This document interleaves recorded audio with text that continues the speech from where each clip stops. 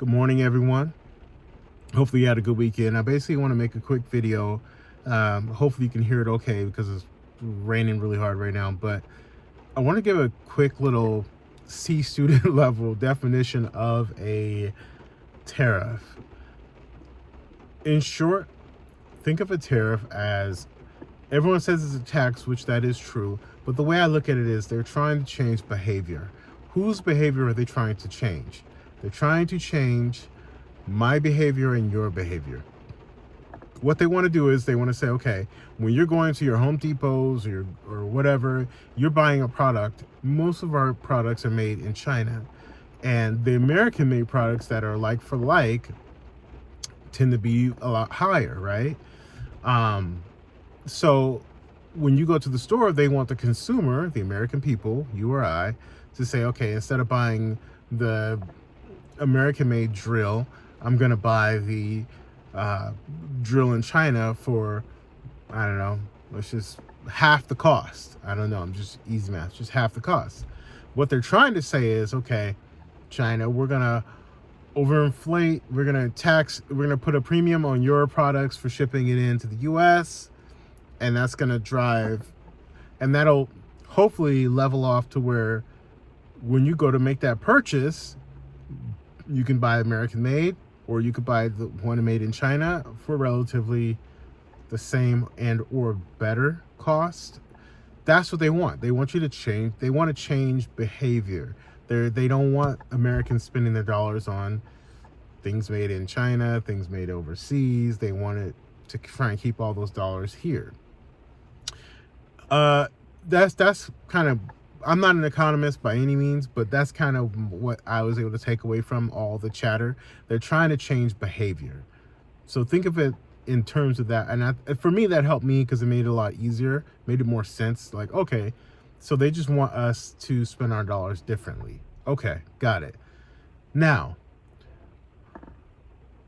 obviously you can argue the pros and the cons of it. Years ago, I worked at a hospital, and this is many years ago. And I was a janitor at the hospital, and we ordered supplies and things like that. And we had to clean a lot of the, you clean the hospital, you clean the kitchens.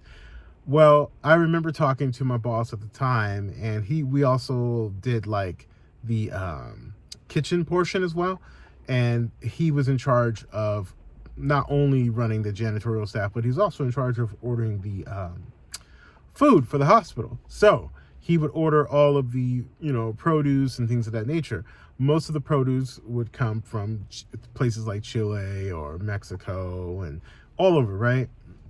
And he said, man, I remember back in the 70s, I think it was 70s, we had to have seasonal menus just because we didn't have things, those things were seasonal, so they weren't available all year long. He said, and then as the economy grew or whatever, and then they started trading globally, you were able to keep those menus a lot longer, especially if the favorites that people enjoyed was able to have that all year long because they would able to get these things that were seasonal, from overseas. So he said that's been helpful because they've been able to, obviously, if you have something that everyone likes and you're able to keep it all the time, drives your revenue, right? Because people don't realize that hospitals are businesses. They're not really, they're meant to help sick people, but it's a profit, right? So he said that really is helpful. Fast forward to when they talk about these tariffs and things like that, obviously it has a ripple effect across the board. So I don't know how it's going to affect that particular industry, with being the hospital, being that we get a lot of stuff from China. Almost anything you get done to you or done at the hospital, as far as whatever you could think of, most of those things are made and manufactured in China. So the costs are going to go through the roof. The jobs that they're trying to bring back, my question is, who wants to work those jobs? Now, I'm not downplaying it or making someone feel bad for wanting to work a manufactured job. Maybe you do. I did machining for a long time.